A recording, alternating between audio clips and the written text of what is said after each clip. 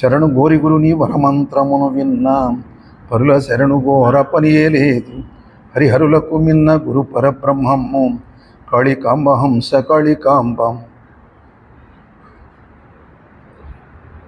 పూజ్యపాద శ్రీ శ్రీ శ్రీ యోగి అచలానంద గురుదేవుల వారి దివ్య చరణారవిందము శ్రేష్టాష్ట నమస్కారం సమర్పిస్తూ అనాది విరాట్ స్వరూపులైన శ్రీ గోవిందమాంబ పేర బ్రహ్మేందుల దివ్య చరణారవిందము శ్రేష్టాష్టాంగ నమస్కారం సమర్పిస్తూ శ్రీ గురుభ్యో నమః. ఓం ప్రశాంత్. జాఢ్య దుఃఖములు నసత్తయు మూడును మాయ లక్షణములు మదిదలంప మాయ వదిలిపోవ మనుజుడే జుడవును కాళికాంబ హంస కాళికాంబ అంటారు శ్రీమద్ విరాట్ పోతులూరు వీరబ్రహ్మేంద్ర స్వామి వారు. జాడ్య దుఃఖము అసత్తయు మూడును. జాడ్యము అంటే వ్యాధి, దుఃఖము మనందరూ తెలిసిందే బాధ. అసత్త అంటే అజ్ఞానం, సత్తు అంటే భగవంతుడు, అసత్తు అంటే భగవంతుడు కానిదంతా అజ్ఞానమే. జాడ్య దుఃఖములు అసత్తయు మూడును మాయ లక్షణములు మదివరదలంప. మాయ అంటే ఏంటో విస్తృతమైనటువంటి అంశాన్ని 3 మాటలు చెప్పేశాడు స్వామి.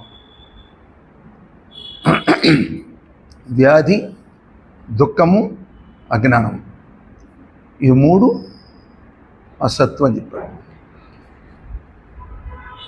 మాయ వదిలిపోవ మనుజుడే యజుడు. యజుడు అంటే గొప్పవాడు, యోగి లేదా తత్వం తెలిసినవాడు,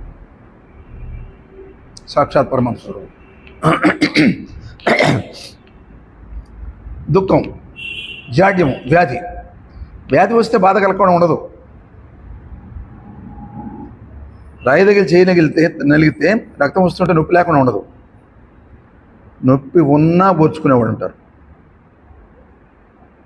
ఓ క్షత్రియుడు, ఓ యోధుడు ఈ వేలు తెగితే కత్తి కింద పడేసి గుడ్డ చుట్టుకోడు.